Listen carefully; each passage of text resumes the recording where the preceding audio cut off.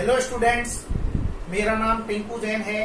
मैं Tinku Jain chemistry classes from Hindaun city Rajasthan से आपके बीच कक्षा 12 आरबीएससी एनसीईआरटी सिलेबस के अकॉर्डिंग सत्र 2020-21 में chapter number 1 12th class solid state ठोस अवस्था के बारे में आज विस्तार से बताएंगे।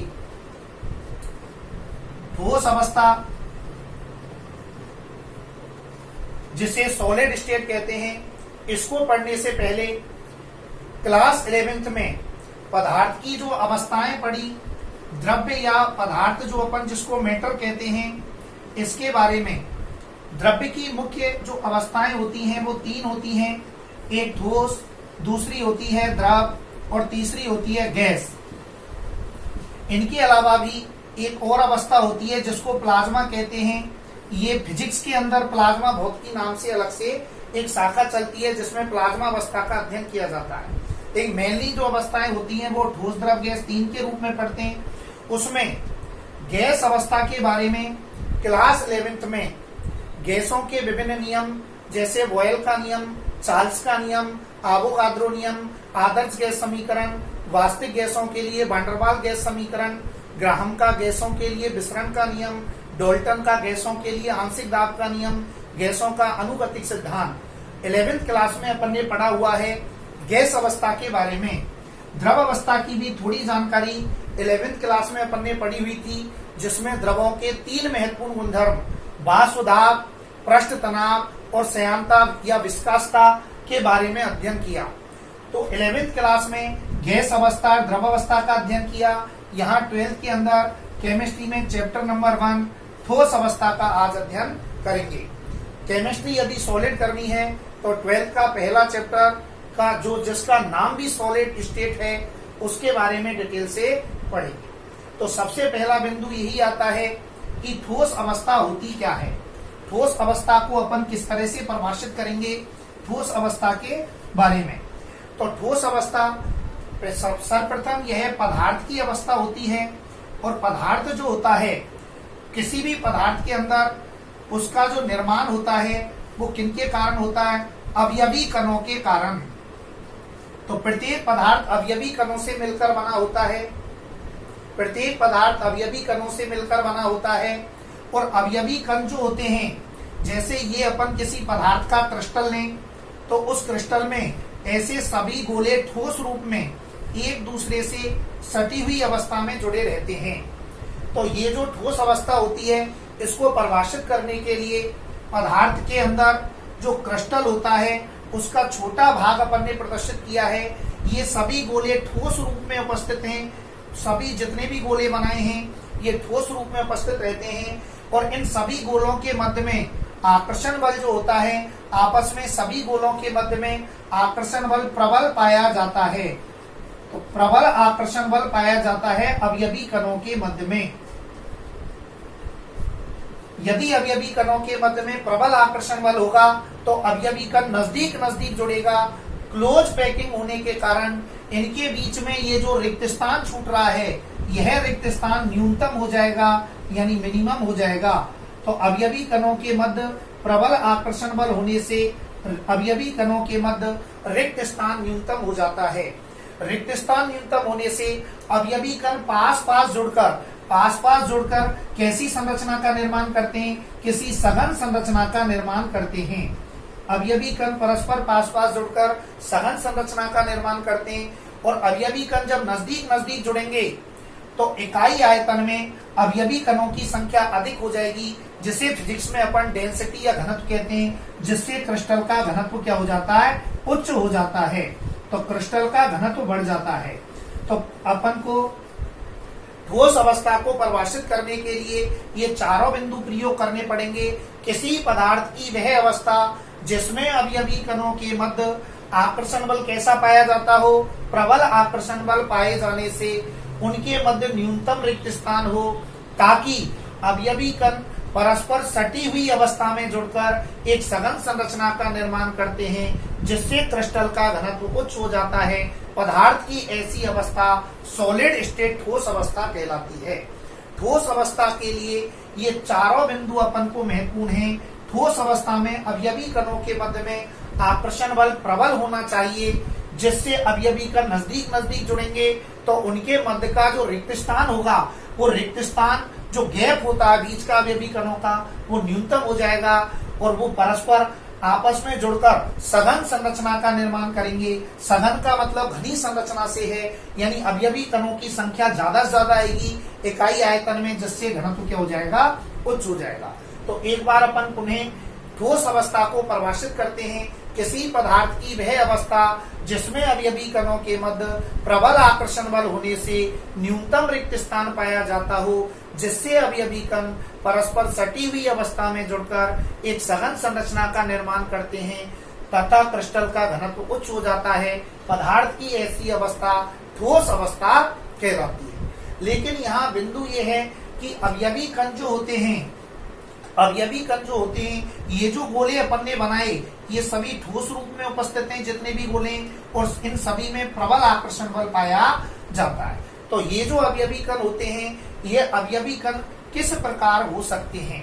तो यहाँ पर ये जो अवयवी कण होते हैं, इन अवयवी कणों को 4 प्रकार के कणों के रूप में माना जा सकता है। उसमें पहला जो होता है वो होता है आयन, यानी यहाँ पर अवयवी कण के रूप में अपन क्या यूज कर सकते हैं, आयन। अब आयन 2 प्रकार के होते हैं, धनायन और ऋणायन। इसके अलावा अवयवी कण के रूप में अपन दूसरा कोई परमाणु भी प्रयोग कर सकते हैं। तो अवयवी कण के रूप में एक आयन हो सकता है, अवयवी कण के रूप में एक परमाणु हो सकता है, अवयवी कण के रूप में अणु भी हो सकता है, और चौथा अवयवी कण के रूप में कर्नेल, कर्नेल जिसको अष्टि कहते हैं हिंदी में, कर्नेल या अष्टि, तथा संयोजी इलेक्ट्रॉन, तथा संयोजी इलेक्ट्रॉन भी हो सकते हैं, संयोजी इलेक्ट्रॉन। तो अवयवी कण, अवयवी कण जो होते हैं, पदार्थ की जो ठोस अवस्था होती है सॉलिड स्टेट, उसके अंदर अवयवी कण 4 प्रकार का हो सकता है। नंबर 1 आयन, नंबर 2 परमाणु, नंबर 3 अणु, नंबर 4 अष्टि या कर्नेल तथा संयोजी इलेक्ट्रॉन। लेकिन यहाँ प्रश्न ये है, अब ज्यादातर जब अपन पढ़ते हैं किताबों के अंदर, तो वहां पर अपन ये पढ़ते हैं कि ठोस 2 प्रकार के होते हैं, क्रिस्टलीय ठोस और अक्रिस्टलीय ठोस। फिर वहां आगे पढ़ा जाता है कि क्रिस्टलीय ठोस भी आगे 4 प्रकार के होते हैं। उसमें एक तो होता है आयनिक ठोस, दूसरा होता है सहसंयोजक ठोस, सहसंयोजक ठोस, एक होता है धात्विक ठोस, धात्विक ठोस, और एक होता है आणविक ठोस, आणविक ठोस। तो ये जो ठोस होता है, ये जो ठोस अवस्था होती है, इसमें ठोसों का वर्गीकरण 2 प्रकार से होता है, क्रिस्टलीय ठोस और अक्रिस्टलीय ठोस। लेकिन क्रिस्टलीय ठोस भी आगे 4 प्रकार के होते हैं, आयनिक ठोस, सहसंयोजक ठोस, धात्विक ठोस और आणविक ठोस। लेकिन प्रश्न ये है कि आयनिक ठोस कब बनेगा, सहसंयोजक ठोस कब बनेगा, धात्विक ठोस कब बनेगा, आणविक ठोस कब बनेगा। तो यदि अवयवी कण के रूप में क्या प्रयोग किया जाता है, आयन, आयन प्रयोग किया जाता है, तो कौन निर्मित होता है, आयनिक ठोस निर्मित होता है। लेकिन अवयवी कण के रूप में यदि परमाणु प्रयोग किया जाता है, तो ठोस कौन सा निर्मित होता है, सहसंयोजक ठोस निर्मित होता है। अवयवी कण के रूप में अणु प्रयोग करेंगे तो आणविक ठोस निर्मित होगा, और अवयवी कण के रूप में कर्नेल, अष्टि तथा संयोजी इलेक्ट्रॉन प्रयोग करेंगे तो ठोस कौन सा प्रयोग होता है, धात्विक ठोस प्रयोग होगा। लेकिन यहाँ पर एक क्वेश्चन जो आपके दिमाग में आ रहा है कि सर अष्टि या कर्नेल होती क्या है, तो एक बार अपन इस पर विचार करते हैं कि अष्टि और कर्नेल क्या होती है। अष्टि या कर्नेल क्या होती है, फॉर एग्जाम्पल सोडियम परमाणु जिसका परमाणु क्रमांक 11, सोडियम परमाणु जिसका परमाणु क्रमांक 11, यदि इसका अपन विन्यास लिखें तो इसके पहले कोष में 2 इलेक्ट्रॉन, दूसरे में 8 और तीसरे में 1 होते हैं। तो किसी भी धातु परमाणु, क्या किसी भी धातु परमाणु के अंतिम कोष के इलेक्ट्रॉन को हटाने के पश्चात, इसके अंतिम कोष में 1 इलेक्ट्रॉन है, इसको हटा दो, हटाने के पश्चात जो इसका भाग शेष बचेगा, ये जो शेष बचा भाग है, ये क्या कहलाता है, पर धातु परमाणु की अष्टि या कर्नेल कहलाता है। तो अष्टि या कर्नेल जो होती है वो किसी भी धातु परमाणु की उसके बाह्यतम कोष या अंतिम कोष के इलेक्ट्रॉन को हटाने के पश्चात जो उसका शेष बचा भाग होता है वो उसकी अष्टि या कर्नेल कहलाती है। चूंकि अपन जानते हैं कि जब अंतिम कोष से इलेक्ट्रॉन हटाएंगे तो उस धातु परमाणु पर कौन सा चार्ज आ जाएगा, प्लस चार्ज आ जाता है। इसलिए किसी भी धातु परमाणु की अष्टी या कर्नेल सदैव कैसी होती है, पॉजिटिव होती है, और जो संयोजी इलेक्ट्रॉन होते हैं वो नेगेटिव चार्ज होते हैं, और पॉजिटिव अष्टी और संयोजी इलेक्ट्रॉन के मध्य जो आकर्षण बल लगता है वो धात्विक ठोस के रूप में प्रदर्शित होता है। तो यहाँ पर अपन ने ठोस अवस्था जो होती है ये सॉलिड स्टेट, इसकी परिभाषा तथा इसमें प्रयुक्त एक शब्द अवयवी कण। परिभाषा क्या, किसी भी पदार्थ की वह अवस्था जिसमें अवयवी कणों के मध्य प्रबल आकर्षण बल होने से न्यूनतम रिक्त स्थान पाया जाता है, जिससे अवयवी कण सटी हुई अवस्था में जुड़कर एक सघन संरचना का निर्माण करते हैं तथा घनत्व क्रिस्टल का उच्च हो जाता है। पदार्थ की ऐसी अवस्था ठोस अवस्था कहलाती है। लेकिन इस परिभाषा में प्रयुक्त एक शब्द आया अवयवी कण। तो वो जो अवयवी कण है वो चार प्रकार का हो सकता है। या तो अवयवी कण आयन के रूप में प्रयोग कर सकते हैं, या परमाणु के रूप में प्रयोग कर सकते हैं, या अणु के रूप में प्रयोग कर सकते हैं, या अष्टी कर्नेल तथा संयोजी इलेक्ट्रॉन के रूप में प्रयोग कर सकते हैं। लेकिन प्रश्न यहाँ पर यह है कि अवयवी कण जो होते हैं, एग्जाम में पूछता है ठोस अवस्था के अंदर अवयवी कण कितने प्रकार का हो सकता है। तो उत्तर लगेगा चार प्रकार का। नाम लिखेंगे, आयन, परमाणु, अणु, अष्टी कर्नेल तथा संयोजी इलेक्ट्रॉन। इसके अलावा जो ठोस अवस्था होती है उसमें ठोस पदार्थ जितने भी होते हैं उन सबके अभिलक्षण या गुणधर्म भी प्रदर्शित होते हैं।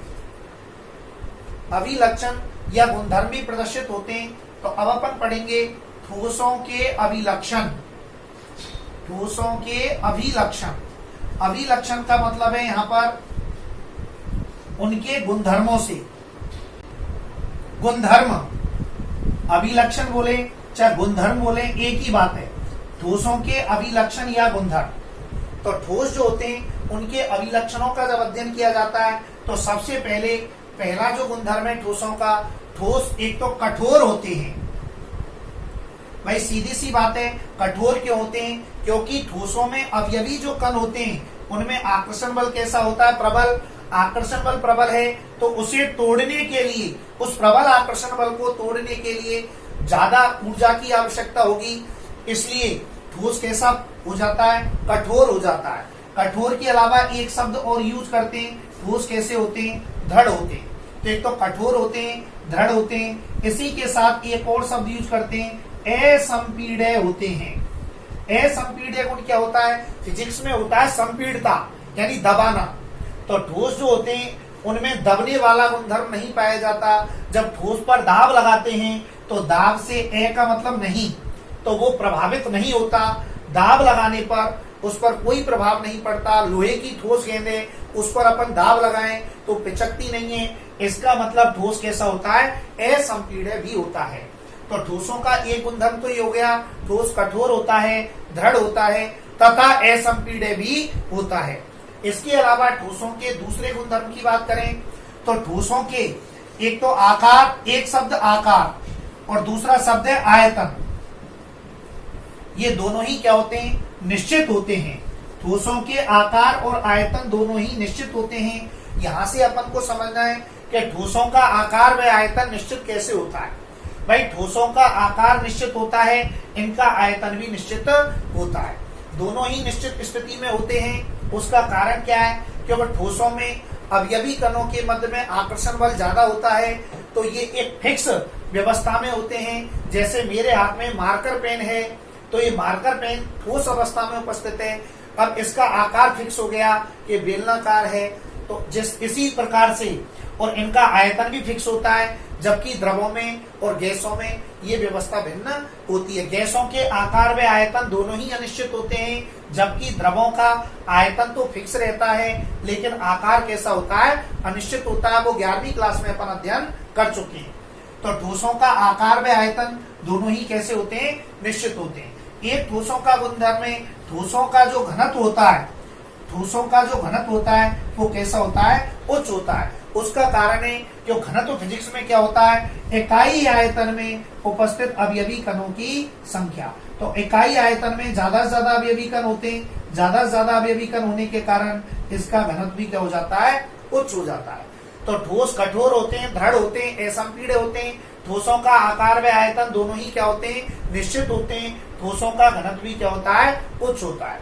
एक ठोसों का गुणधर्म ये पढ़ेंगे कि ठोसों में जो अवयवी कण होते हैं उनके मध्य में आकर्षण बल कैसा लगता है। तो अपन क्या बोल सकते हैं, ठोसों के अवयवी कणों के मध्य में आकर्षण बल कैसा पाया जाता है, प्रबल पाया जाता है। ठोसों के अवयवी कणों के मध्य आकर्षण बल प्रबल पाया जाता है। यानी इसको अपन कह सकते हैं, आकर्षण बल को कई लेखक ऐसे भी बोलते हैं, अंतरान्विक बल अधिक पाया जाता है। प्रबल आकर्षण बल या अंतरान्विक जो बल होता है वो प्रबल पाया जाता है अवयवी कणों के मध्य में। इसके अलावा एक पांचवा गुणधर्म ये भी है कि जब आकर्षण बल ज्यादा होता है तो अवयवी कण नजदीक नजदीक होता है, नजदीक नजदीक होगा तो उनके बीच में रिक्त स्थान न्यूनतम होता है। तो रिक्त स्थान न्यूनतम होता है, इसको कई लेखक ऐसे भी लिखते हैं कि अंतरा अक्षीय दूरियां जो होती हैं, अंतरा अक्षीय दूरियां जो होती हैं वो कैसी होती हैं, लघु होती हैं या न्यूनतम होती हैं। अंतरा अक्षीय दूरियां न्यूनतम होती हैं या लघु होती हैं। इसके अलावा एक और अभिलक्षण अपन ठोसों के लिए प्रयोग कर सकते हैं और वो ये है कि ठोस का जो कण होता है, ठोस का कण अपनी माध्य स्थिति के सापेक्ष ऐसे कंपन करता है चारों ओर। यानी कि ठोस का जो कण होता है वो अपनी माध्य स्थिति के सापेक्ष कंपन करता है, दोलन करता है। ये भी ठोसों का एक विशिष्ट गुणधर्म होता है। तो ठोसों के गुणों में ठोस कठोर होते हैं, दृढ़ होते हैं, असंपीड्य होते हैं। ठोसों का आकार आयतन दोनों ही निश्चित होते हैं। ठोसों का घनत्व उच्च होता है और ठोसों के अवयवी कणों के मध्य प्रबल आकर्षण बल या अंतरानाभिकीय आकर्षण बल अधिक होता है। इसके अलावा अंतरा अक्षीय दूरियां न्यूनतम होती हैं, लघु होती हैं और ठोस जो होते हैं उनमें प्रत्येक जो कण होता है वो अपनी माध्य स्थिति के सापेक्ष चारों ओर कंपन करता है, तो इसको कहते हैं दोलन करना। तो ठोसों में प्रत्येक अवयवी कण अपनी माध्य स्थिति के सापेक्ष क्या करता है, दोलन करता है। ये दोलनी गति फिजिक्स के अंदर टॉपिक है, तो वहां डिटेल में पढ़ते हैं। यहाँ केवल अपन शब्द यूज करेंगे कि ठोसों के अंदर ऐसी व्यवस्था पाई जाती है। तो ये ठोसों के कुछ क्या है, मुख्य अभिलक्षण हैं जिनको ठोसों के गुणधर्मों के रूप में प्रयोग किया जाता है। इसके अलावा ठोस, अब अपन ने एक तो ठोस अवस्था की परिभाषा पढ़ी, किसी पदार्थ की, एक बार रिपीट करते हैं, किसी पदार्थ की वह अवस्था जिसमें अवयवी कणों के मध्य प्रबल आकर्षण बल होने से न्यूनतम रिक्त स्थान पाया जाता है, जिससे सभी अवयवी कण सटी हुई अवस्था में जुड़कर सघन संरचना का निर्माण करते हैं, क्रिस्टल जालक का घनत्व उच्च हो जाता है। ऐसी अवस्था ठोस अवस्था कहलाती है। अवयवी कण चार प्रकार का हो सकता है, एक आयन के रूप में, एक अणु के रूप में, एक परमाणु के रूप में और चौथा अष्टीकर्नेल तथा संयोजी इलेक्ट्रॉन के रूप में। इसके अलावा ये ठोसों के अभी अपन ने अभिलक्षण पढ़े, 6 अभिलक्षण है ठोसों के। मुख्य रूप से कठोर होते हैं, दृढ़ होते हैं, असंपीड्य होते हैं, आकार आयतन निश्चित होता है, उच्च घनत्व होता है, प्रबल आकर्षण बल पाया जाता है, न्यूनतम रिक्त स्थान होता है, अंतराक्षीय दूरियां न्यूनतम होती हैं और प्रत्येक जो कण होता है अवयवी कण वो अपनी माध्य स्थिति के सापेक्ष चारों ओर दोलन करता है। ये ठोसों के अभिलक्षण। अब आगे टॉपिक पढ़ेंगे ठोसों का वर्गीकरण। अगला टॉपिक इसी में, ये तो ठोस अवस्था की सामान्य जानकारी हो गई। अब अपन पढ़ेंगे ठोसों का वर्गीकरण। तो देखिए ठोसों का जो वर्गीकरण होता है,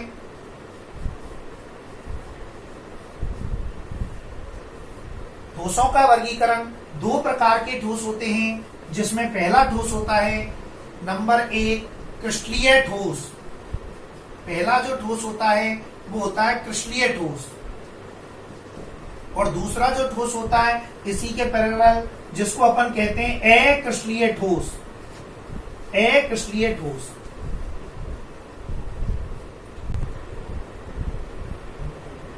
ठोसों का वर्गीकरण, पहला क्रिस्टलीय ठोस, दूसरा होता है अक्रिस्टलीय ठोस।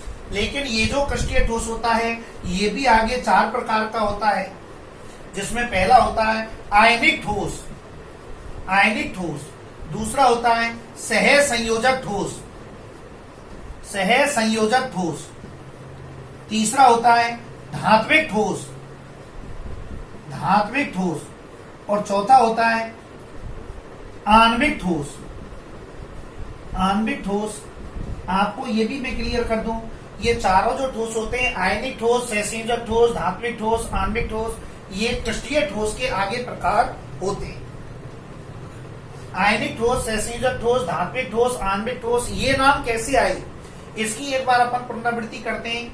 अवयवी कण जो होता है, आपको शुरुआत में मैंने बताया अवयवी कण 4 प्रकार का होता है। उसमें एक अवयवी कण तो होता है आयन, और दूसरा अवयवी कण होता है जिसको अपन क्या कहते हैं, परमाणु, और तीसरा अवयवी कण जिसको अपन कहते हैं अणु, और चौथा जो अवयवी कण होता है उसको कहते हैं कर्नेल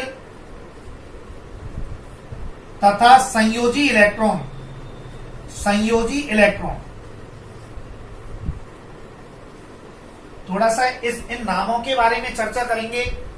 यहां बिंदु आया आयन, तो 11th क्लास में अपन ने पढ़ा हुआ है आयन जो होते हैं धनायन और ऋणायन, दो विपरीत आवेशित आयनों के मध्य लगने वाला आकर्षण बल क्या कहलाता है, आयनिक बंध। तो दो विपरीत आवेशित आयनों के मध्य लगने वाला आकर्षण बल चूंकि आयनिक बंध कहलाता है, इसलिए ठोस का नाम क्या हो गया, आयनिक ठोस हो गया। दूसरा अवयवी कण क्या ले सकते हैं अपन, परमाणु। तो परमाणु 11वीं क्लास में अपन ने पढ़ा किन्हीं दो परमाणुओं के मध्य समान इलेक्ट्रॉन के साझे द्वारा निर्मित होने वाला बंध कौन सा बंध होता है, सहसंयोजक बंध होता है। तो किन्हीं दो परमाणुओं के मध्य समान इलेक्ट्रॉन के साझे द्वारा निर्मित होने वाला बंध सहसंयोजक बंध होता है। तो यदि अवयवी कण परमाणु लेंगे तो ठोस का नाम क्या हो जाएगा, सहसंयोजक ठोस हो जाएगा। इसके अलावा यदि अवयवी कण क्या लेंगे, अणु लेंगे, तो अणु जब लेते हैं अवयवी कण अणु के रूप में अपन प्रयोग करें, या फिर अवयवी कण अपन कर्नेल और संयोजी इलेक्ट्रॉन के रूप में प्रयोग करें, तो अणु से शब्द आता है आणविक ठोस। यदि अवयवी कण अणु होगा तो ठोस का नाम हो जाएगा आणविक ठोस, और यदि अवयवी कण कर्नेल और संयोजी इलेक्ट्रॉन होगा तो ये 11वीं क्लास में आता है धात्विक बंध। तो धात्विक बंध जो होता है वो कर्नेल तथा संयोजी इलेक्ट्रॉन के आधार पर ही बनता है। तो कर्नेल संयोजी इलेक्ट्रॉन जहां पर भी होते हैं वहां पर बंध कौन सा बनेगा, धात्विक बंध। आप ध्यान रखना, मैंने पहले भी बता दिया कर्नेल का दूसरा नाम क्या होता है, अष्टी, और ये धातु परमाणुओं में ही होती है, और धातुओं में होने के कारण ही नाम क्या हो गया, धात्विक ठोस के रूप में नाम प्रयोग होता है। कर्नेल पहले भी बता चुके, किसी धातु परमाणु का अंतिम कोष हटाने के पश्चात, अंतिम कोष के इलेक्ट्रॉन हटाने के पश्चात उसका शेष बचा भाग क्या कहलाता है, उस धातु परमाणु की अष्टी या कर्नेल कहलाती है। तो इस तरह क्रिस्टलीय ठोस भी आगे 4 प्रकार के हो गए, आयनिक ठोस, सहसंयोजक ठोस, धात्विक ठोस और आणविक ठोस। इनकी आगे टेबल के माध्यम से इनको डिटेल में बात करेंगे। पहले आज केवल चर्चा क्रिस्टलीय ठोस और अक्रिस्टलीय ठोस के बारे में करेंगे। तो आइए अपन जाने क्रिस्टलीय ठोस क्या होता है और अक्रिस्टलीय ठोस क्या होता है।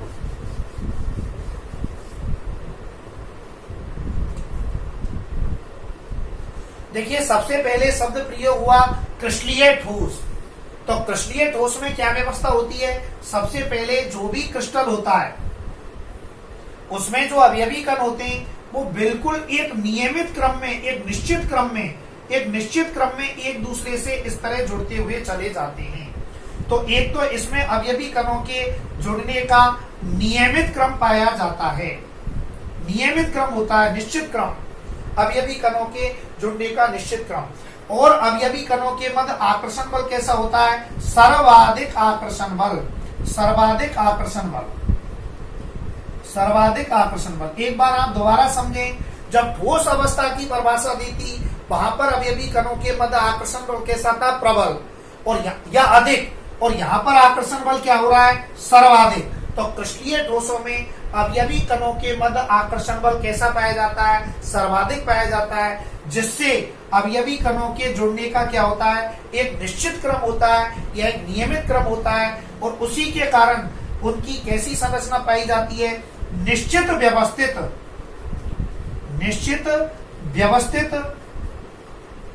संरचना पाई जाती है। तो क्रिस्टलीय ठोस किसे कहते हैं, वे ठोस पदार्थ जिनमें अवयवी कणों के मध्य सर्वाधिक आकर्षण बल होने से अवयवी कणों की एक निश्चित व्यवस्थित संरचना पाई जाती है, ऐसे ठोस पदार्थ क्रिस्टलीय ठोस पदार्थ कहलाते हैं। क्रिस्टलीय ठोसों में ये ध्यान में रखना है, आकर्षण बल के लिए शब्द कौन सा लगाना है, सर्वाधिक लगाना है, क्योंकि जिनके मध्य आकर्षण बल सर्वाधिक होता है वे ही ठोस कौन से ठोस होते हैं, वास्तविक ठोस होते हैं। वास्तविक जो रियल ठोस होते हैं वो यही होते हैं क्रिस्टलीय ठोस, क्यों क्रिस्टलीय ठोसों के मध्य आकर्षण बल क्या होता है, सर्वाधिक होता है अवयवी कणों के मध्य में। तो वे ठोस पदार्थ जिनमें अवयवी कणों के मध्य सर्वाधिक आकर्षण बल होता है, जिससे उनकी एक निश्चित व्यवस्थित संरचना पाई जाती है, ऐसे ठोस पदार्थ क्रिस्टलीय ठोस पदार्थ कहलाते हैं। यही ठोस कौन से ठोस होते हैं, वास्तविक ठोस होते हैं, क्यों आकर्षण बल सर्वाधिक इन्हीं के अवयवी कणों के मध्य में लगता है। जनरली यदि अपन ठोस द्रव गैस का अध्ययन करें तो अपन कहते हैं ठोसों में आकर्षण बल ज्यादा होता है, द्रवों में उससे कम होता है, गैस के कणों में सबसे न्यूनतम आकर्षण बल होता है। तो आकर्षण बल सर्वाधिक ये वास्तविक ठोस होते हैं जो क्रिस्टलीय ठोस हैं, इनमें ही अवयवी कणों के मध्य में सर्वाधिक आकर्षण बल पाया जाता है। अतः आकर्षण बल सर्वाधिक होने के कारण इन्हें ही वास्तविक ठोस कहा जाता है। यदि इनके उदाहरण देखें तो जैसे उदाहरण के लिए NaCl sodium chloride, sodium chloride क्रिस्टलीय ठोस होता है। इसके अलावा यूरिया, यूरिया जो होता है वो क्रिस्टलीय ठोस होता है। और क्रिस्टलीय ठोस का और भी अच्छा उदाहरण देखें तो क्वार्ट्ज, क्वार्ट्ज जो होता है ये भी क्रिस्टलीय ठोस होता है। तो क्वार्ट्ज जो होता है वो क्रिस्टलीय ठोस होता है। सबसे पहले क्रिस्टलीय ठोस के अंतर्गत सबसे पहले किसको अध्ययन करते हैं, क्वार्ट्ज का ही अध्ययन किया जाता है और यही वास्तविक ठोस होता है। अभी आगे अपन क्रिस्टलीय और अक्रिस्टलीय ठोस में अंतर पढ़ेंगे टेबल के माध्यम से। पहले केवल परिभाषित कर रहे हैं दोनों को अलग अलग कि क्रिस्टलीय ठोस क्या होता है, अक्रिस्टलीय ठोस क्या होता है। तो क्रिस्टलीय ठोस में अवयवी कणों के मध्य सर्वाधिक आकर्षण बल होने से निश्चित व्यवस्थित संरचना पाई जाती है, ऐसे ठोस क्रिस्टलीय ठोस कहलाते हैं। यही वास्तविक ठोस होते हैं। और जैसे NaCl, यूरिया, शक्कर, क्वार्ट्ज ये सभी ठोस कैसे ठोस कहलाते हैं, ये क्रिस्टलीय ठोस कहलाते हैं। अभी अपन दूसरी तरफ चलें, अक्रिस्टलीय ठोस। अक्रिस्टलीय ठोस क्रिस्टलीय ठोस के ठीक विपरीत स्थिति हो जाएगी, लेकिन इनमें अवयवी कण जो होते हैं, अवयवी कण जो होते हैं, इन अवयवी कणों के मध्य में आकर्षण बल यहाँ तो कैसा है क्रिस्टलीय ठोस में, सर्वाधिक। और इनमें जो आकर्षण बल होता है अवयवी कणों के मध्य में वो क्या पाया जाता है, अपेक्षाकृत कम। क्या सिद्ध करेंगे, अपेक्षाकृत कम आकर्षण बल, कम आकर्षण बल। तो किनसे कम आकर्षण बल पाया जाता है, क्रिस्टलीय ठोसों से। वे ठोस पदार्थ जिनमें अवयवी कणों के मध्य आकर्षण बल क्रिस्टलीय ठोसों की अपेक्षाकृत कम पाया जाता है, ऐसे ठोस पदार्थ क्या कहलाते हैं, अक्रिस्टलीय ठोस पदार्थ कहलाते हैं। इनकी निश्चित व्यवस्थित संरचना नहीं होती। यदि इनकी व्यवस्थित संरचना होती है क्रिस्टलीय ठोसों की, तो इनकी निश्चित व्यवस्थित संरचना नहीं होती। किनकी निश्चित व्यवस्थित संरचना नहीं होती, अक्रिस्टलीय ठोसों की। और क्रिस्टलीय ठोसों की निश्चित व्यवस्थित संरचना होती है। तो क्रिस्टलीय ठोस को इन दो शब्दों से परिभाषित करते हैं, अवयवी कणों के मध्य सर्वाधिक आकर्षण बल तथा निश्चित व्यवस्थित संरचना होती है। और अक्रिस्टलीय ठोसों को भी इन्हीं दोनों शब्दों से परिभाषित करेंगे कि वे ठोस पदार्थ जिनमें अवयवी कणों के मध्य क्रिस्टलीय ठोसों की अपेक्षाकृत कम आकर्षण बल पाया जाता है तथा जिनकी निश्चित व्यवस्थित क्रिस्टलीय संरचना नहीं होती, वो क्या कहलाते हैं, अक्रिस्टलीय ठोस कहलाते हैं। अब अक्रिस्टलीय ठोसों के यदि अपन उदाहरण पढ़ें तो उदाहरण के लिए प्लास्टिक, एक तो प्लास्टिक, एक रबड़, प्लास्टिक है, रबड़ है, कांच है। प्लास्टिक है, रबड़ है, कांच है। इसके अलावा रेजिन जो होते हैं, रेजिन, ये सभी क्या होते हैं, अक्रिस्टलीय ठोस होते हैं। अक्रिस्टलीय ठोस प्लास्टिक जो होती है, रबड़ जो होती है, रबड़ जो होती है, रबड़ को अपन खींचते हैं तो खिंच जाती है और छोड़ने पर पुनः प्रारंभिक स्थिति में चली जाती है। फिजिक्स में इस गुण को प्रत्यास्थता, इलास्टिसिटी कहते हैं। तो रबड़ खिंचती क्यों है, क्योंकि रबड़ कैसा ठोस है, अक्रिस्टलीय ठोस है। उसमें अवयवी कणों के मध्य आकर्षण बल कैसा है, कम पाया जाता है। तो कम आकर्षण बल होने से वो आसानी से खिंच जाते हैं, इसीलिए रबड़ कैसा ठोस कहलाएगी, अक्रिस्टलीय ठोस कहलाएगी। लेकिन कांच जो होते हैं, कांच वो भी कैसे ठोस होते हैं, अक्रिस्टलीय ठोस होते हैं। ये जो क्रिस्टलीय और अक्रिस्टलीय ठोस होते हैं, इनके अंदर एक मेन डिफरेंस अपन यहां से एक शब्द में यूज कर रहा हूं, एंट्रोपी फिजिक्स का। एंट्रोपी, और एंट्रोपी होती क्या है? किसी भी तंत्र या सिस्टम में अव्यवस्था, किसी भी तंत्र या सिस्टम में अव्यवस्था का मापक एंट्रोपी होती है। यदि अव्यवस्था ज्यादा है तो उसकी एंट्रोपी का मान ज्यादा होगा, और यदि सिस्टम में अव्यवस्था कम है तो एंट्रोपी का मान कम होगा। तो क्रिस्टलीय ठोसों की कैसी संरचना होती है? निश्चित व्यवस्थित संरचना, व्यवस्थित। तो इनमें पूर्ण व्यवस्था होती है क्रिस्टलीय ठोसों में, अतः इनकी एंट्रोपी का मान जो होता है वो लगभग कितना पाया जाता है? 0, 0। क्यों? एंट्रोपी अव्यवस्था ही होती है। अव्यवस्था ज्यादा होगी तो एंट्रोपी का मान ज्यादा होगा, अव्यवस्था कम होगी, इनकी पूर्ण व्यवस्थित संरचना होती है, अतः क्रिस्टलीय ठोसों की एंट्रोपी का मान क्या होता है? लगभग 0 होता है। जबकि अक्रिस्टलीय ठोसों की निश्चित व्यवस्थित संरचना नहीं होती, अतः इनमें अव्यवस्था पाई जाती है, अतः अक्रिस्टलीय ठोसों की एंट्रोपी का मान क्रिस्टलीय ठोसों की तुलना में क्या होता है? 0 से अधिक पाया जाता है। तो ये क्रिस्टलीय और अक्रिस्टलीय ठोसों को परिभाषित किया। एक बार आप दोबारा समझें। क्रिस्टलीय ठोस किसे कहते हैं? वे ठोस पदार्थ जिनमें अवयवी कणों के मध्य सर्वाधिक आकर्षण बल पाया जाता है तथा अवयवी कण की निश्चित व्यवस्थित संरचना पाई जाती है, ऐसे ठोस पदार्थ क्रिस्टलीय ठोस पदार्थ कहलाते हैं। ये वास्तविक ठोस होते हैं, इन्हीं को एक्चुअल ठोस कहा जाता है, और इनके उदाहरण में NaCl, यूरिया, शक्कर, क्वार्ट्ज आदि को क्रिस्टलीय ठोस के रूप में प्रयोग करते हैं। जबकि अक्रिस्टलीय ठोस जो होते हैं वे ठोस पदार्थ जिनमें अवयवी कणों के मध्य आकर्षण बल किससे कम पाया जाता है? क्रिस्टलीय ठोसों की अपेक्षाकृत कम पाया जाता है तथा उनकी निश्चित व्यवस्थित संरचना नहीं होती, ऐसे ठोस क्या कहलाते हैं? अक्रिस्टलीय ठोस कहलाते हैं। जैसे उदाहरण के लिए प्लास्टिक है, रबड़ है, कांच है, रेजिन है आदि। लेकिन एक बार 12th बोर्ड में RBSC सिलेबस के अंदर राजस्थान माध्यमिक शिक्षा बोर्ड अजमेर में क्वेश्चन पूछा, रेसा कांच, रेसा कांच किस प्रकार का ठोस है? कंफ्यूज करने के लिए शब्द क्या लगा दिया? रेसा कांच। तो रेसा कांच भी कैसा ठोस होता है? अक्रिस्टलीय ठोस होता है। रेसा कांच भी कैसा ठोस होता है? अक्रिस्टलीय कांच पूछे चाहे रेसा कांच पूछे, दोनों ही किस स्थिति में आएंगे? अक्रिस्टलीय ठोस के रूप में प्रदर्शित होते हैं। लेकिन ये जो अक्रिस्टलीय ठोस होते हैं इनमें एंट्रोपी का मान अधिक होता है, क्योंकि इनमें क्या पाई जाती है? अव्यवस्था पाई जाती है, क्योंकि इनकी व्यवस्थित संरचना नहीं होती। और क्रिस्टलीय ठोसों में एंट्रोपी का मान क्या होता है? 0, कारण इनमें अव्यवस्था बिल्कुल नहीं होती, इनकी पूर्ण व्यवस्थित संरचना होती है। और एंट्रोपी क्या होती है फिजिक्स में? किसी भी थर्मोडायनेमिक्स ऊष्मागतिकी वाले चैप्टर में 11th के अंदर एंट्रोपी टर्म भी दी हुई है। तो एंट्रोपी किसी भी सिस्टम में पाए जाने की अव्यवस्था का मापक होती है। तो अव्यवस्था ज्यादा तो एंट्रोपी ज्यादा, चूंकि क्रिस्टलीय ठोस व्यवस्थित होते हैं तो इनकी एंट्रोपी कम, और कम में कितनी कम? 0। और यहाँ पर अक्रिस्टलीय ठोसों में अव्यवस्था होती है थोड़ी बहुत, अतः इनकी एंट्रोपी का मान थोड़ा अधिक पाया जाता है। अब अपन आगे क्रिस्टलीय तथा अक्रिस्टलीय ठोसों में डिफरेंस, अंतर पर अध्ययन करेंगे। क्रिस्टलीय और अक्रिस्टलीय ठोस में अंतर।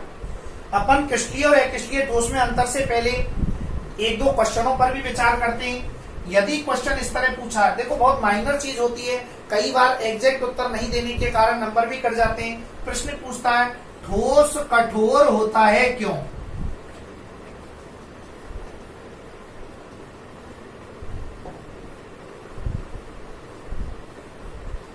ये क्वेश्चन पूछा, यदि माना ठोस कठोर होता है क्यों, तो इसका उत्तर अपन इस तरह से देंगे कि ठोसों में अवयवी कण जो होते हैं, इन अवयवी कणों के मध्य आकर्षण बल कैसा होता है? प्रबल।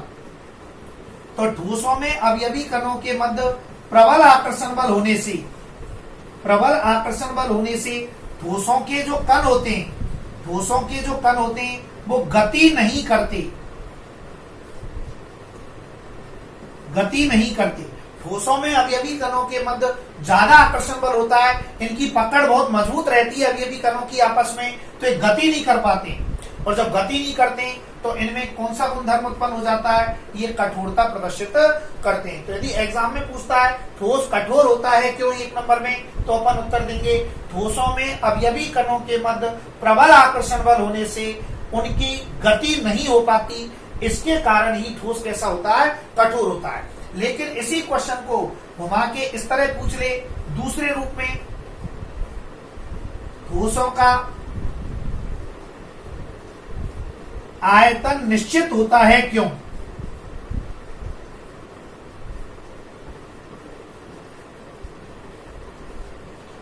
ठोसों का आयतन निश्चित होता है क्यों? प्रश्न को समझना, यहां रिलेटेड किससे, कठोरता से। यहां पर प्रश्न में क्या पूछा, आयतन निश्चित होता है क्यों? तो ठोसों का आयतन निश्चित होता है क्यों, तो अपन को अब इसका उत्तर अपन ये नहीं दे सकते आकर्षण बल से। कठोरता का उत्तर किससे लगता है, आकर्षण बल से, जिससे कणों में क्या नहीं होती है, गति। लेकिन प्रश्न पूछा है कि ठोसों का आयतन निश्चित होता है क्यों, तो आयतन इज रिलेटेड टू प्रेशर। आयतन जो होता है वो किससे जुड़ा हुआ रहता है, दाब से। अतः इसका उत्तर दाब के आधार पर लगेगा। और दाब के आधार पर कैसे लगेगा, ये किसी ठोस का क्रिस्टल है और इसमें अवयवी कण इस तरह से उपस्थित हैं बहुत सारे। तो अवयवी कणों के मध्य ये सभी ठोस गोले होते हैं, भरे हुए हैं। तो जितने भी अवयवी कण होते हैं उन सभी अवयवी कणों को चूंकि आकर्षण बल ज्यादा होता है, तो यदि अपन इन पर दाब बढ़ाएं, इनके दाब में वृद्धि करें, प्रेशर बढ़ाएं, तो अवयवी कणों को जब दाबते हैं, तो अवयवी कणों को दाबते हैं या उनके दाब में वृद्धि करते हैं, ऊपर से उन पर दबाव लगाते हैं, तो पिचकते नहीं है। यानी कि आयतन जितना पहले था, जैसे लोहे की ठोस गेंद है गोला के रूप में, और माना बिल्कुल ठोस गेंद है, अपन ऊपर से कितना भी दाब लगाएं, लेकिन उसका आयतन गोले का जितना, ठोस गोले का जितना पहले था, दाब लगाने के बाद भी उतना ही रहेगा। यानी कि आयतन जो होता है वो दाब बढ़ाने पर क्या रहता है, अप्रभावित रहता है, अप्रभावित, यानी उसमें कोई परिवर्तन नहीं होता। तो यदि प्रश्न पूछता है कि ठोसों का आयतन निश्चित होता है क्यों, तो उत्तर लिखेंगे चूंकि ठोसों का दाब बढ़ाने पर वे दाब से अप्रभावित रहते हैं, इसी कारण उनका आयतन क्या पाया जाता है, निश्चित। यहाँ बिल्कुल कंफर्म कर लो, यदि प्रश्न आयतन निश्चित होता है पूछा है, तो उत्तर देंगे दाब से अप्रभावित होने के कारण। और प्रश्न पूछा है ठोस कठोर होते हैं क्यों, तो उत्तर देंगे आकर्षण बल से। प्रबल आकर्षण बल होने से घनों की गति नहीं हो पाती, जिसके कारण ठोस क्या होते हैं, कठोर होते हैं। तो ठोस कठोर होते हैं क्यों, उत्तर लगेगा ठोसों में अवयवी कणों के मध्य प्रबल आकर्षण बल होने से उनकी गति नहीं होती, जिसके कारण ठोस कठोरता प्रदर्शित करता है। लेकिन प्रश्न पूछा है ठोसों का आयतन निश्चित होता है क्यों, तो उत्तर लगेगा ठोसों का दाब बढ़ाने पर ये दाब से अप्रभावित होते हैं, इसी कारण ठोसों का आयतन क्या होता है, निश्चित या फिक्स होता है। तो ध्यान रखना, आयतन किससे जुड़ी हुई टर्म है, दाब से। तो आयतन का उत्तर दाब से देंगे, जबकि कठोरता का उत्तर किससे दे रहे हैं, प्रबल आकर्षण बल से। उल्टा हो जाता है, एग्जाम में पूछता है आयतन, लिख देते हैं ज्यादा आकर्षण बल होता है, पूछता है कठोरता, लिख देते हैं कि दाब बढ़ाने पर अप्रभावित होता है। तो उल्टा नहीं होना चाहिए, कठोरता आकर्षण बल से जुड़ी रहती है, जबकि आयतन किससे जुड़ा रहता है, दाब बढ़ाने पर अप्रभावित है दाब से, इसीलिए आयतन क्या हो जाता है, फिक्स हो जाता है। अब अपन आगे क्रिस्टलीय और अक्रिस्टलीय ठोस में अंतर पढ़ेंगे। क्रिस्टलीय और अक्रिस्टलीय ठोस बहुत ही मोस्ट प्रश्न है, 12th बोर्ड के हिसाब से बहुत मोस्ट प्रश्न है। 2 नंबर का 2 बार पूछा भी गया राजस्थान बोर्ड में, क्रिस्टलीय ठोस। और दूसरी तरफ अपन बात करते हैं अक्रिस्टलीय ठोस, अक्रिस्टलीय ठोस। तो एक तो होता है क्रिस्टलीय ठोस, दूसरा होता है अक्रिस्टलीय ठोस। सबसे पहले पहला बिंदु क्रिस्टलीय ठोस, अभी अभी अपन ने परिभाषा में पढ़ा, क्रिस्टलीय ठोस में अवयवी कणों के मध्य आकर्षण बल कैसा होता है, सर्वाधिक। तो यहां पर लिख देंगे अवयवी कणों के मध्य सर्वाधिक आकर्षण बल क्रिस्टलीय ठोसों में। और अक्रिस्टलीय ठोसों में इनकी तुलना में आकर्षण बल कैसा होता है, कम। तो यहां पर क्या लिख देंगे, अपेक्षाकृत कम आकर्षण बल, कम आकर्षण बल, यानी क्रिस्टलीय ठोसों से कम आकर्षण बल पाया जाता है अक्रिस्टलीय ठोसों में।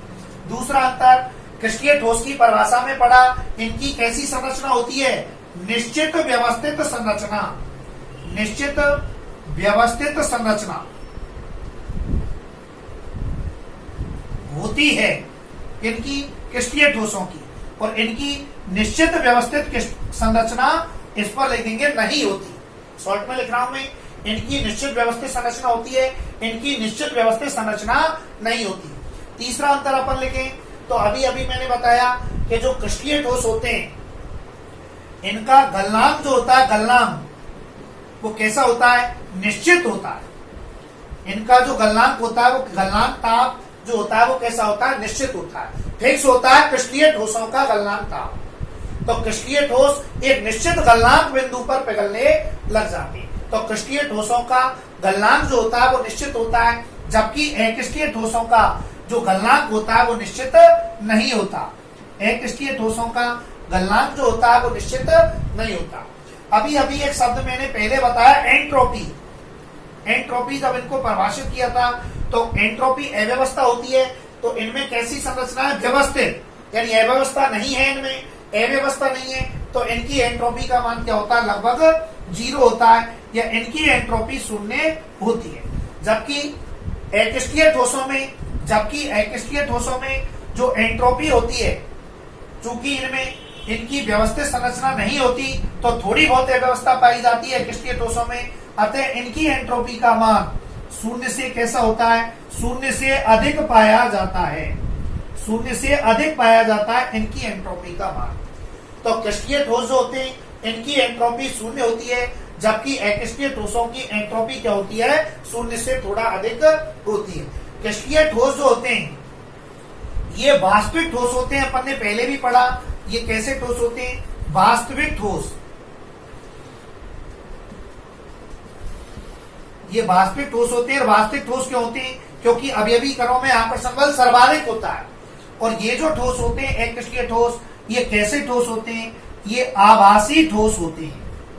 कैसे ठोस होते हैं, आभासी ठोस। कई लेखक तो इनको अतिशीतित द्रव भी कहते हैं, अतिशीतित द्रव भी कहते हैं। ये तो होते हैं वास्तविक ठोस, क्यों आकर्षण बल ज्यादा होता है, और ये होते हैं आभासी ठोस या अतिशीतित द्रव। ये क्वेश्चन बहुत ही इंपॉर्टेंट है, यहाँ से इसके बारे में अलग से चर्चा करेंगे और अलग से क्वेश्चन लिखाऊंगा, आभासी ठोस या अतिशीतित द्रव क्या होता है। एक बार 12th बोर्ड में केमिस्ट्री के अंदर राजस्थान माध्यमिक शिक्षा बोर्ड अजमेर में क्वेश्चन पूछा गया, अक्रिस्टलीय ठोसों का उदाहरण मैंने क्या बताया था आपको बताओ, कांच। कांच कैसा ठोस बताया था एग्जाम में, एग्जाम्पल जो लिए उनमें कांच को अक्रिस्टलीय ठोस बताया, और अक्रिस्टलीय ठोस को ही अपन क्या कह रहे हैं, अतिशीतित द्रव। तो प्रश्न पूछ लिया, कांच को अतिशीतित द्रव माना जाता है क्यों, कांच को अतिशीतित द्रव माना जाता है क्यों। तो कांच के ऊपर 3 प्रश्न वो 12th बोर्ड में पूछता रहता है, इसलिए अपन उन पर भी चर्चा करेंगे। ये जब टेबल पूरी हो जाएगी उसके बाद में अलग से तीनों क्वेश्चनों को बोलेंगे, उनके आंसर भी आपको समझाएंगे। उसमें पहला प्रश्न आएगा, कांच को अतिशीतित द्रव माना जाता है क्यों। दूसरा प्रश्न आएगा, जो बहुत पुरानी इमारतें होती हैं, 50 साल 100 साल पहले की जो इमारतें होती हैं, उनमें जो दरवाजे और खिड़कियों में जो कांच लगे रहते हैं, जो दरवाजे और खिड़कियों में पुरानी इमारतों में जो कांच लगे रहते हैं, ये जो कांच होते हैं ये ऊपर से तो क्या होते हैं, पतले, और नीचे से कैसे होते हैं, मोटे। तो प्रश्न पूछता है, पुरानी इमारतों में दरवाजों तथा खिड़कियों पर लगे हुए कांच, ऊपर वाले भाग को तो कहते हैं शीर्ष भाग और नीचे को कहते हैं अधस्तल भाग। के शीर्ष भाग की तुलना में अधस्तल भाग में कांच अधिक मोटाई लिए होता है क्यों। एक ये भी प्रश्न आता रहता है। इसके अलावा एक कांच का एक और प्रश्न है, जो पुरानी सभ्यता होती है, सभ्यता जो सामाजिक ज्ञान के अंदर अपन पढ़ते हैं, सिंधु घाटी सभ्यता, कालीबंगा, हड़प्पा, मोहनजोदड़ो, उनमें जब खुदाई करते हैं तो जो वस्तुएं निकलती हैं, तो पुरानी सभ्यताओं में जो कांच की वस्तुएं जो निकलती हैं, उनमें उनका जो रंग होता है वो दूधियापन लिए हुए होता है क्यों। 3 प्रश्न बनते हैं कांच पर। एक तो ये कि कांच अक्रिस्टलीय ठोस है, तो कांच को अतिशीतित द्रव माना जाता है क्यों।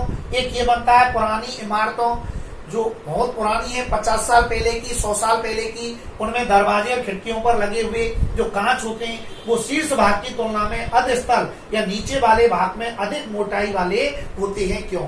और तीसरा प्रश्न ये बनता है कि पुरानी सभ्यताओं में जो कांच की वस्तुएं निकलती हैं, उनका दूधियापन जो होता है वो किसके कारण होता है। तो इनके बारे में अभी अलग से चर्चा करेंगे, क्योंकि पहले अपन क्रिस्टलीय और अक्रिस्टलीय ठोस में अंतर पढ़ना चाहते हैं। तो ये तो थे सामान्य अंतर जो अपन ने परिभाषा भी पढ़ी, उसमें जनरली सभी आते हैं। क्रिस्टीय ठोस में सर्वाधिक आकर्षण बल, अक्रिस्टीय में अपेक्षाकृत कम आकर्षण बल, क्रिस्टीय ठोसों की निश्चित व्यवस्थित संरचना होती है, अक्रिस्टीय ठोसों की निश्चित व्यवस्थित संरचना नहीं होती। क्रिस्टीय ठोसों का गलनांक निश्चित होता है, अक्रिस्टीय ठोसों का गलनांक निश्चित नहीं होता। क्रिस्टीय ठोसों की एंट्रोपी शून्य होती है, जबकि अक्रिस्टीय ठोसों की एंट्रोपी शून्य से अधिक होती है। क्रिस्टीय ठोस ही कौन से ठोस होते हैं? वास्तविक ठोस होते हैं। अक्रिस्टीय ठोस कैसे ठोस होते हैं? आभासी या अति शीतल द्रव माने जाते हैं। इसके अलावा क्रिस्टीय ठोसों में एक और अपन अंतर प्रदर्शित करना चाहेंगे, और उसमें ये इधर की तरफ क्रिस्टीय ठोस है, छठवां अंतर इधर प्रदर्शित कर रहे हैं अपन। क्रिस्टीय ठोस जो होते हैं इनमें विदलन गुण पाया जाता है। विदलन गुण पाया जाता है। विदलन गुण का मतलब क्या है? विदलन का मतलब होता है काटना। यदि चाकू या तेज धार वाले औजार से क्रिस्टीय ठोसों को काटें, तो काटने पर जो दो टुकड़े होंगे उनकी जो सतह होती है वो बिल्कुल समतल और सपाट होती है। ऐसा जो गुण होता है वो विदलन का गुण होता है, और ये क्रिस्टीय ठोसों में पाया जाता है। जबकि अक्रिस्टीय ठोसों में विदलन का गुण नहीं पाया जाता। यानी कि यदि अपन अक्रिस्टीय ठोसों को चाकू या तेज धारदार वाले और औजार से काटेंगे, तो उन काटने पर उनकी जो सतह है वो स्पष्ट रूप से, उनकी जो सतह होती है वो स्पष्ट रूप से जो टुकड़ों की वो सपाट या चिकनी नहीं होती। आपको मैं फॉर एग्जाम्पल बताता हूँ, रबड़। मैंने अक्रिस्टीय ठोस का उदाहरण बताया, रबड़ हल्का सा गर्म है या चिपचिपा है, और उसको आपने चाकू से काटा, तो काटने पर टुकड़े नहीं होंगे उसके दो, और सतह भी सपाट नहीं होंगी, बल्कि चाकू से ही चिपक जाएगा रबड़।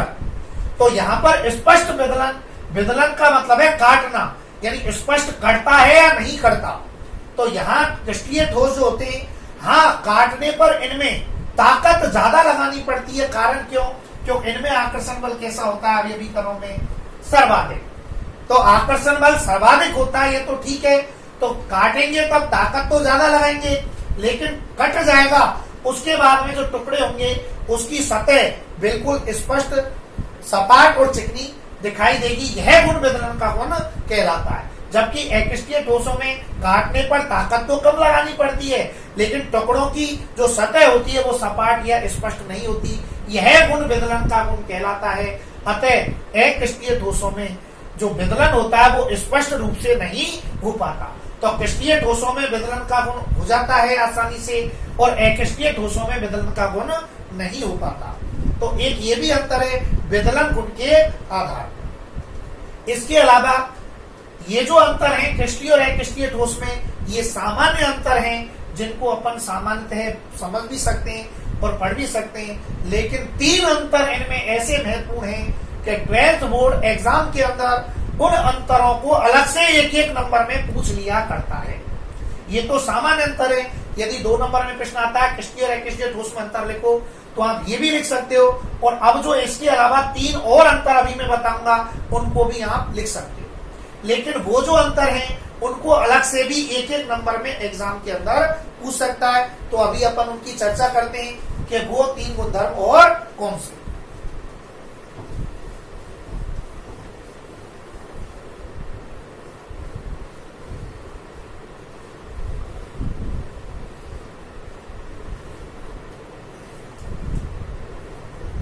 तो देखिए 7वां अंतर, एक सामान्य अंतर और है। 2 अंतर पहले उनको चर्चा कर लेते हैं, फिर उन तीनों गुणधर्मों की चर्चा करेंगे, क्योंकि उनको अलग से एग्जाम में एक एक नंबर में पूछ लेता है। तो ये एक अंतर ये भी है कि ये जो क्रिस्टीय ठोस होते हैं इनमें कैसी व्यवस्था पाई जाती है? दीर्घ परासी व्यवस्था पाई जाती है। दीर्घ परासी व्यवस्था का मतलब क्या है? वो ये कैसी? निश्चित क्रम अवयवी कणों के जुड़ने का क्या पाया जाता है? निश्चित क्रम यदि हो तो ऐसी व्यवस्था क्या कहलाती है? दीर्घ परासी व्यवस्था कहलाती है। इन क्रिस्टीय ठोसों में अवयवी कण के जुड़ने का एक निश्चित इस तरह क्रम पाया जाता है, अतः ऐसी व्यवस्था क्या कहलाती है? दीर्घ परासी व्यवस्था कहलाती है। और इनमें जो व्यवस्था होती है वो कैसी होती है? अक्रिस्टीय ठोसों में लघु परासी व्यवस्था, लघु रेंज। लघु परासी व्यवस्था का मतलब है कि इनमें निश्चित क्रम नहीं पाया जाता।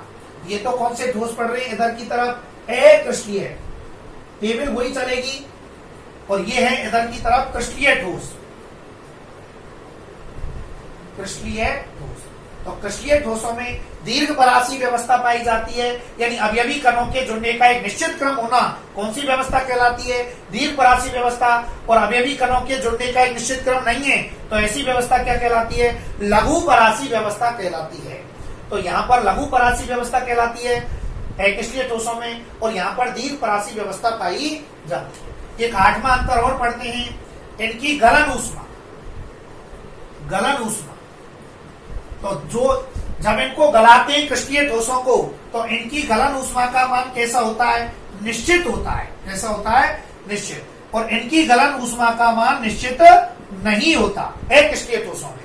ये गलन ऊष्मा एजे अपन बोले तो गलनांक ताप जैसा अंतर है, गलनांक ताप इनका निश्चित होता है, अक्रिस्टलीय ठोसों का गलनांक ताप निश्चित नहीं होता। इसी प्रकार क्रिस्टलीय ठोसों की गलन ऊष्मा निश्चित होती है, अक्रिस्टलीय ठोसों की गलन ऊष्मा निश्चित नहीं होती। ये 8 अंतर सामान्य अंतर थे। अब मेन जो 3 अंतर हैं उनका अपन अध्ययन करेंगे। तो देखिए मुख्य जो 3 अंतर हैं उनके बारे में बात करेंगे। तो उसमें 9 मार्क, इसको मोस्ट टिक कर लेना, क्योंकि ये जो अंतर है वो एग्जाम में अलग से एक एक नंबर में भी पूछ लिया करता है। तो देखिए एक अंतर ये है कि ये जो इधर क्रिस्टलीय ठोस है, इधर अक्रिस्टलीय ठोस है, टेबल वही चलेगी। तो जो क्रिस्टलीय ठोस होते हैं, क्रिस्टलीय ठोस होते हैं, इनका एक वक्र होता है जिसका नाम है शीतलन वक्र। वक्र का नाम रख दिया शीतलन वक्र। तो क्रिस्टलीय ठोसों का जो शीतलन वक्र होता है वो कैसा पाया जाता है? असतत, असतत होता है। क्रिस्टलीय ठोस इधर की तरफ है क्रिस्टलीय ठोस, और इधर की तरफ है अक्रिस्टलीय ठोस।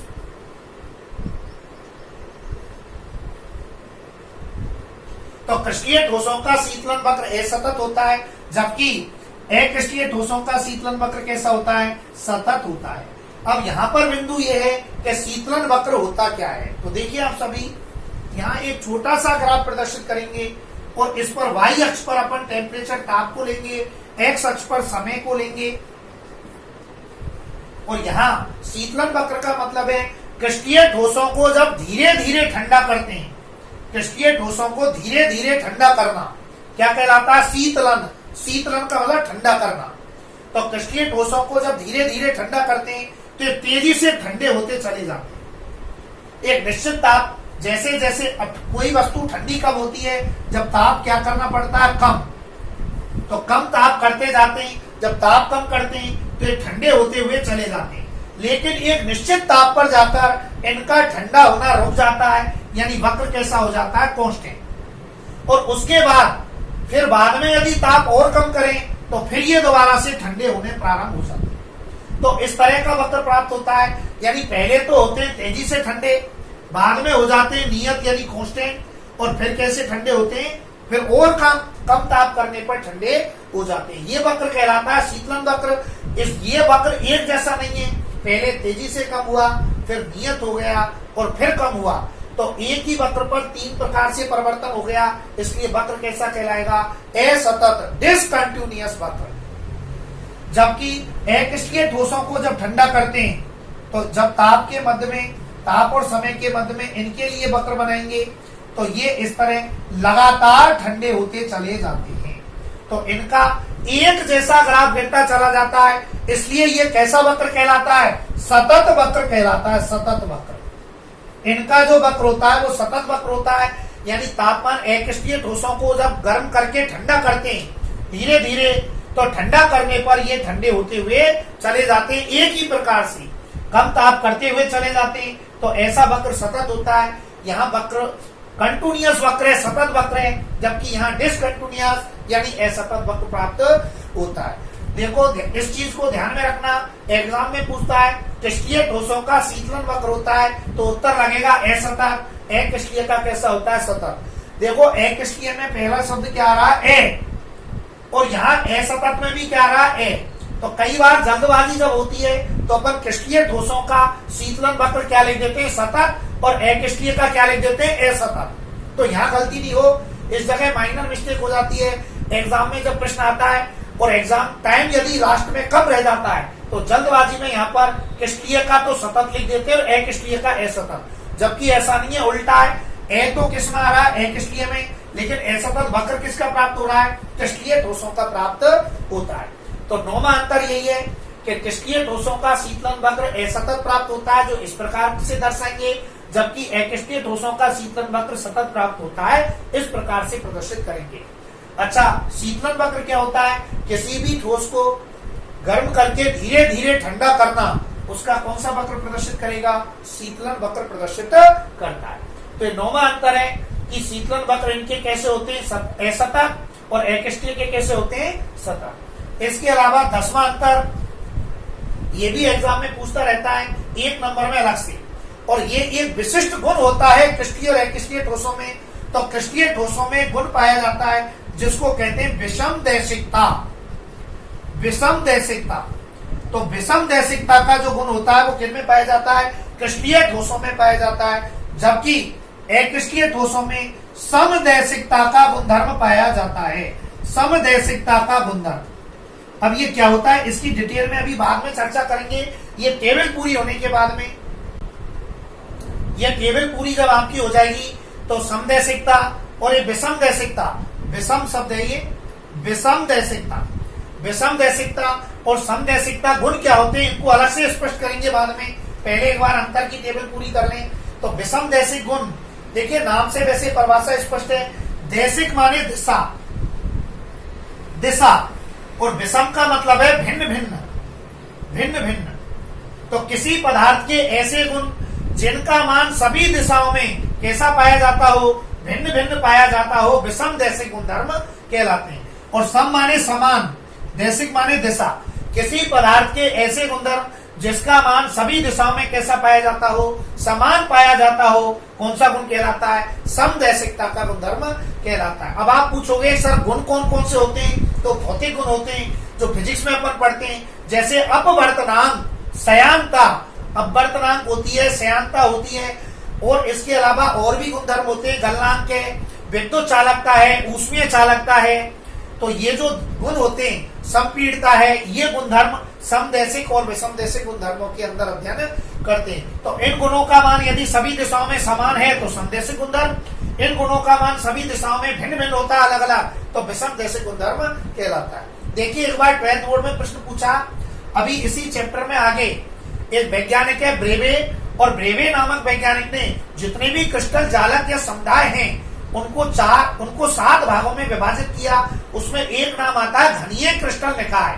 कौन सा नाम आता है, घनीय क्रिस्टल निकाय। अभी आगे डिटेल में तब बात करेंगे, वहां पर टॉपिक आएगा त्रिविम जालक, क्रिस्टल जालक, मात्रक कोशिका, एकक कोशिका, इकाई सेल, उसके प्रकार, वहां डिटेल में पढ़ेंगे कि ब्रेवे नामक वैज्ञानिक ने एक्स किरण विवर्तन प्रयोग के आधार पर समस्त क्रिस्टल समुदाय को 7 भागों में वर्गीकृत किया। उनमें एक नाम आएगा घनीय क्रिस्टल निकाय। अभी केवल नाम ध्यान में रखेंगे, कौन सा क्रिस्टल निकाय, घनीय क्रिस्टल निकाय, घनीय क्रिस्टल निकाय। तो ये जो घनीय क्रिस्टल निकाय होता है, ये घनीय क्रिस्टल निकाय कैसा ठोस होता है, शब्द क्या आ रहा है, क्रिस्टल। तो घनीय क्रिस्टल निकाय ठोस कैसा होता है, क्रिस्टलीय ठोस। और क्रिस्टलीय ठोसों में कैसे गुण होते हैं, विषम दैशिक। लेकिन घनीय क्रिस्टल निकाय में विषम दैशिक गुण नहीं होता।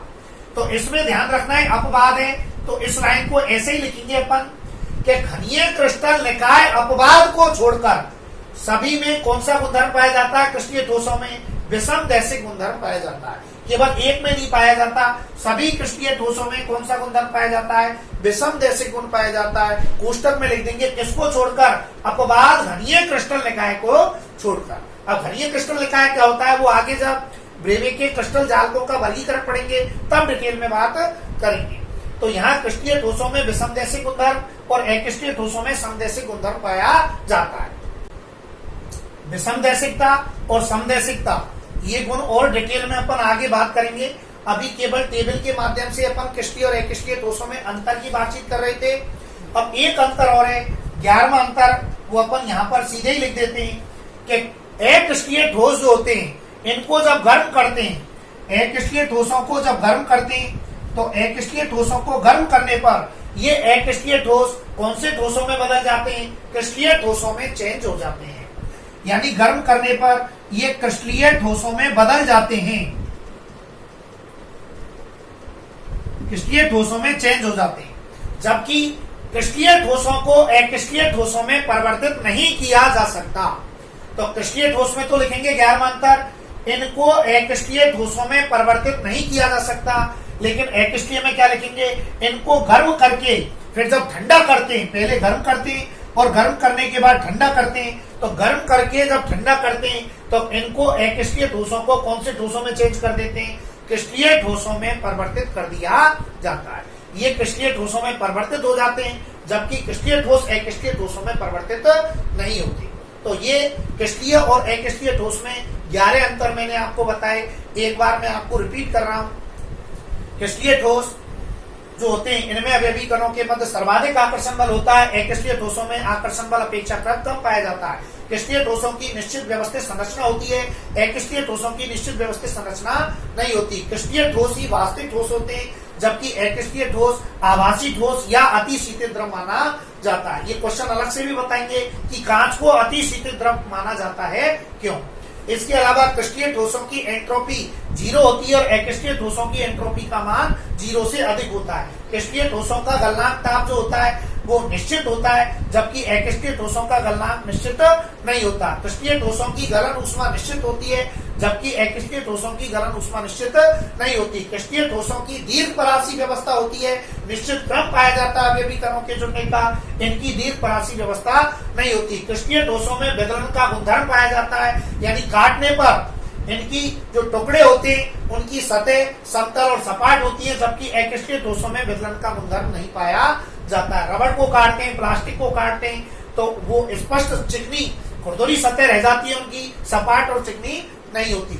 इसके अलावा क्रिस्टलीय ठोसों के शीतलन वक्र कैसे होते हैं, असतत होते हैं। अक्रिस्टलीय ठोसों के शीतलन वक्र सतत होते हैं। क्रिस्टलीय ठोसों में घनीय क्रिस्टल निकाय को छोड़कर विषम दैशिकता का गुणधर्म पाया जाता है, जबकि अक्रिस्टलीय ठोसों में समदैशिकता का गुणधर्म पाया जाता है। और क्रिस्टलीय ठोसों को गर्म करके ठंडा करने पर अक्रिस्टलीय ठोसों में परिवर्तित नहीं किया जा सकता, जबकि अक्रिस्टलीय ठोसों को गर्म करके ठंडा करने पर क्रिस्टलीय ठोसों में परिवर्तित किया जा सकता है।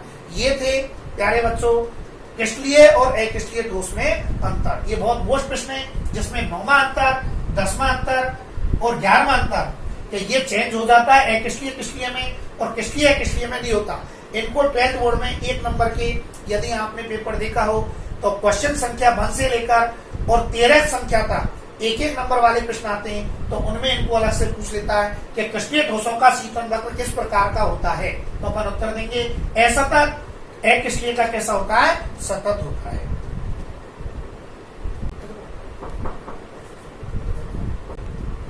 ये थे क्रिस्टलीय और अक्रिस्टलीय ठोस में अंतर। इसके अलावा कुछ क्वेश्चन इस तरह के भी पूछता है, जैसे अपन को कुछ यौगिकों के नाम देगा और उसमें छटनी करवाता है कि क्रिस्टलीय और अक्रिस्टलीय ठोस में कौन कौन से क्रिस्टलीय ठोस हैं, कौन कौन से अक्रिस्टलीय ठोस हैं। जैसे एक बार 12th बोर्ड में प्रश्न पूछा गया, पॉलीयूरेथिन, एक शब्द दे दिया पॉलीयूरेथिन, एक दे दिया पीवीसी पॉलीवाइनिल क्लोराइड, पॉलीवाइनिल क्लोराइड। इसके अलावा एक शब्द दे दिया रेसा कांच, रेसा कांच। इसके अलावा एक शब्द दे दिया नेफ्थलीन, नेफ्थलीन। और इसके अलावा एक शब्द दे दिया NaCl, सोडियम क्लोराइड। ये जो यहां पर शब्द दिए हुए इन शब्दों में ये प्रश्न इस तरह पूछता है कि क्रिस्टलीय ठोस कौन कौन सी, अक्रिस्टलीय ठोस कौन कौन सी। तो अपन इसमें ये बताएंगे पॉलीयूरेथेन, पीवीसी पॉलीवाइनिल क्लोराइड, रेसा कांच, ये जो तीनों हैं ये अक्रिस्टलीय ठोस हैं, तीनों ही अक्रिस्टलीय ठोस हैं। अक्रिस्टलीय ठोस कांच है, रबड़ है, प्लास्टिक है, रोल है, रेजिन है। और ये जो बहुलक संरचनाएं होती हैं, पॉली शब्द बहुलकों में मिलता है, पॉलीवाइनिल क्लोराइड पीवीसी, ये जो बहुलक संरचनाएं होती हैं, रेसे वाली संरचनाएं होती हैं, रेसा कांच, ये सभी किसके अंदर आते हैं, अक्रिस्टलीय ठोसों के अंदर आते हैं। NaCl है, नेफ्थलीन है, ये दोनों किसके अंदर आते हैं, ये क्रिस्टलीय ठोस के अंदर आते हैं। तो एक तो इस तरह का प्रश्न पूछता है। अभी आगे और अपन डिटेल में चर्चा करेंगे, 3-4 क्वेश्चनों के माध्यम से आपको समझाएंगे।